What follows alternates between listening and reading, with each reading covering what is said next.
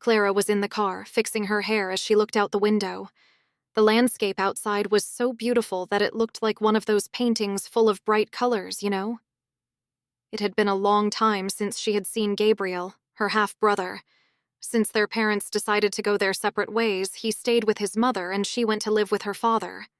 Now, finally, the family was going to be reunited. Clara was excited, but also a little nervous. After all, spending a week with Gabriel in the old country house where they grew up together promised to be an adventure full of memories. And who knows, surprises. But before we start this story, make sure you are subscribed to the channel so you don't miss any stories like this, and let's go. When she arrived, the air was filled with the sound of laughter and conversation from her uncles and cousins, who gave her warm, tight hugs. In the midst of all this affection, she heard Gabriel's voice. He was leaning against the car, crossing his arms with a confident and irresistible smile on his face. He was taller and, without a doubt, had a charm that she didn't remember so well. "It's been a while, hasn't it?" she said, approaching him. His voice was deeper, and the way he looked at her had a hint of mystery that left Clara slightly disoriented. During dinner, Gabriel made a point of sitting next to her, immersing her in conversations that oscillated between easy laughter and veiled flirtation that left Clara shivering and a little disconcerted. Later, with the house already full of card games and the clinking of wine glasses, Clara decided to seek refuge in the garden. The evening breeze caressed her skin, trying to untangle the confused thoughts that visited her. Escaping from the crowd? Gabriel appeared behind her with a soft voice that seemed to dance with the wind. "I just needed some air," she replied, her heart beating a little faster than she would have liked. "Funny," he approached, a mischievous smile playing on his lips. "I always thought you loved being surrounded by people." "And I thought you were the one who liked being the center of attention," Clara retorted, eliciting a laugh from him that seemed to melt the ice between them. They stood there, under the blanket of stars, sharing a complicit silence. Gabriel then made an observation that made Clara's heart skip a beat. "You've changed," he said, his gaze intense. "Everyone changes." She tried to deflect, but her voice cracked slightly. "Yes, but not all for the better. You, on the other hand." He left the sentence hanging in the air, loaded with an unspoken compliment that made Clara's cheeks flush under the moonlight. Before Clara could find the words to respond, Gabriel approached, the distance between them decreasing, making the air around them tense. "Gabriel, I think I'd better go back inside," she said quickly, cutting through the tension and taking a few steps back. "Of course," he replied with an enigmatic smile that only added more mystery to his feelings. "But we still have plenty of time to talk, don't we, Clara?" She didn't speak. She just walked back into the house, her heart racing, confused by the flood of emotions. The days at the cottage flew by, filled with meals, filled with laughter, and long conversations with her family.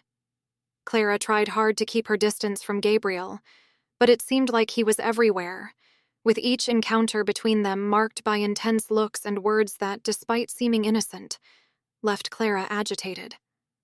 The next morning, while everyone was getting ready for a walk to the lake, Clara chose to stay, saying she was tired, preferring the company of a book on the couch. Not long after, she heard footsteps, and there was Gabriel leaning against the door. "Aren't you coming?" he asked with an easy smile that disarmed her. "I'd rather stay. I need some time alone," she replied, her voice trembling. "Then I'll stay too," he announced, entering and sitting on the opposite couch without waiting for an answer. Clara tried to concentrate on her reading, but the silence between them was palpable. Gabriel broke the silence. "Have you always been this serious?" he teased. "Maybe you never noticed," she replied, looking up from her book. "I've noticed. You've changed more than I realized," he said, his voice low and filled with an intensity that Clara couldn't ignore. She looked away, fighting the effect he had on her. "People change, Gabriel. It doesn't mean anything."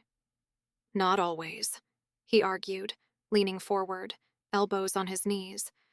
Sometimes it means more than we'd like to admit.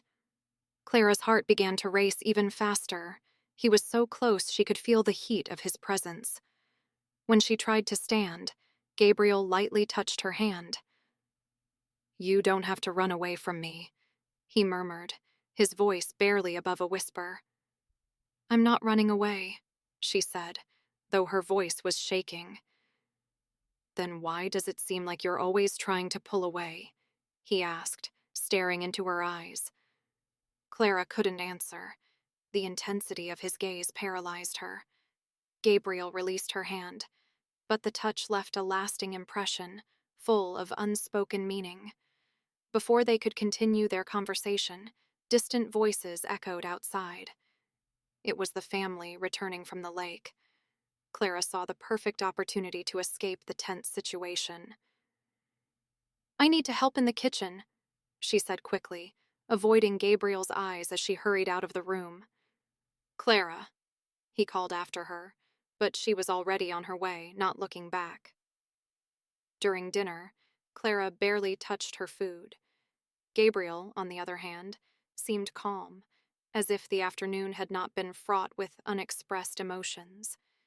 Each time their eyes met, the air seemed to grow heavier around them. Later in her room, Clara lay down, but sleep eluded her. Her mind revolved obsessively around Gabriel and the growing tension between them. At some point, she heard footsteps in the hallway. Her heart froze. A soft knock on the door made Clara hold her breath. "Clara," he called from outside.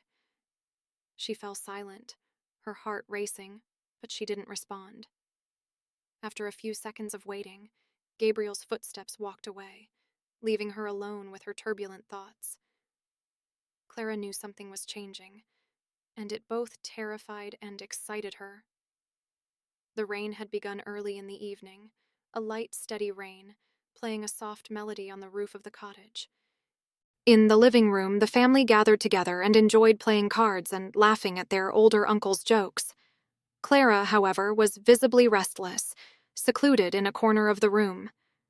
She watched everyone interacting, but her mind was focused elsewhere, or rather on someone else. Gabriel, on the other hand, seemed completely at ease, actively participating in the conversations and games, although his furtive glances towards Clara reminded her that he had not forgotten what was happening between them. When their eyes met for the third time, Clara stood up abruptly. "I'm going to get something from the kitchen," she announced, quickly leaving without waiting for an answer. In the kitchen, Clara leaned against the counter, taking a deep breath to calm herself. Gabriel's presence was beginning to be intense, but what really disturbed her was her own reaction to him. "Running away again?" Gabriel's firm voice echoed behind her, surprising her. She turned and saw him standing in the doorway, arms crossed and an enigmatic smile on his lips. "You should be with the others," she said, trying to keep her voice steady. "And so should you," he replied, stepping closer calmly. Clara backed up to the counter, feeling cornered. "Gabriel, this isn't right," she said, her voice strained. "You say that, but you can't look me in the eye," he replied, stopping a few feet away from her. "This is confusing," she murmured, looking away. "Maybe it is," he agreed, leaning closer, his hands braced on the counter beside her. "But we can't ignore what's going on here." Clara's heart was pounding, her breathing uneven.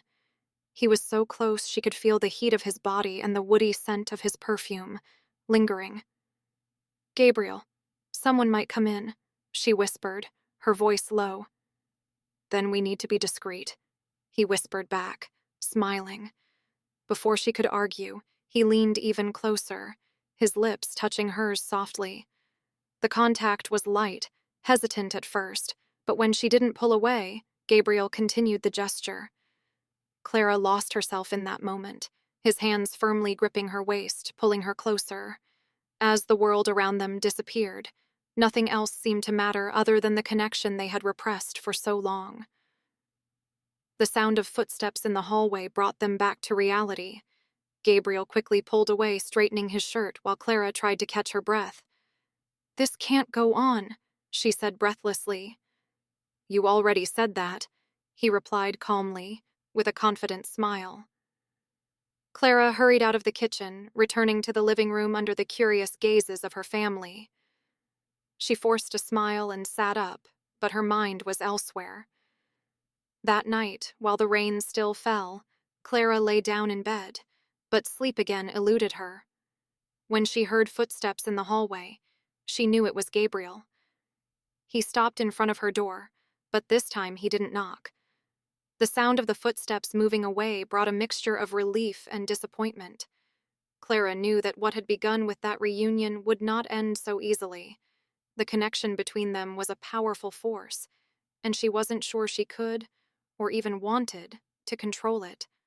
The next morning brought more than bright sunshine through the windows. The tension Clara had been feeling since the night before seemed to have intensified. During breakfast, she avoided Gabriel, but she felt his gaze burning into her skin with every passing moment. Raphael, an older cousin, noticed her discomfort and asked casually, "You're very quiet, Clara. Are you okay?" "Yes, I'm just tired," she answered quickly, forcing a smile. Gabriel, silent, had a subtle smile on his lips that seemed to mock Clara's efforts to maintain her composure. After breakfast, most of the family went to explore the property, leaving Clara alone in the house. She decided to take the time to relax in the library, a place that had always made her feel safe since she was little. Clara was running her fingers through the covers of old books, looking for something that could calm her thoughts when the door slowly opened. "You really like to find your space, don't you?" Gabriel's voice broke the silence. Clara turned quickly. "Gabriel, this has to stop. You need to take a break," she said, crossing her arms, but her voice revealed her nervousness. Gabriel approached slowly, his expression serious but with an intensely curious look in his eyes.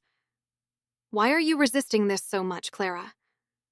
"Because it's not right," she replied, trying to keep her distance, but not much space due to the bookshelf behind her.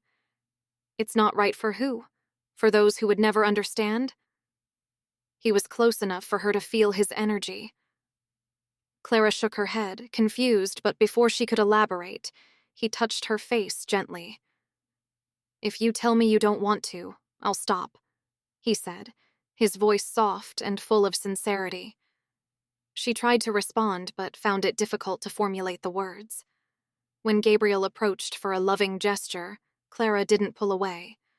The moment was intense, reflecting the pent-up emotion they both shared. Gabriel held her gently, pulling her even closer, while Clara allowed herself to relax completely into the comfort of that moment. Everything else seemed to fade away, and the only sound was that of their breathing. Suddenly, voices outside brought them back to reality. Clara quickly walked away, fixing her hair and clothes. "We need to take a break," she said, taking a deep breath. "You already mentioned that," he replied with a sad smile, but his eyes showed understanding. Later, as everyone gathered on the porch, Raphael joked casually, "Gabriel, you and Clara have been together a lot lately. Are you planning something?" Gabriel replied calmly, "Just good conversations, cousin." The conversation soon changed course, but Clara knew that the situation between her and Gabriel needed a break. That night, lying in bed, sleep was elusive again.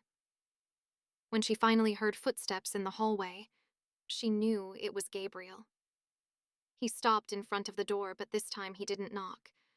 The sound of his footsteps moving away brought a mixture of relief and melancholy. Clara understood that what had begun with that reunion would not end so easily. The connection between them was a force that she didn't know if she could or even wanted to control.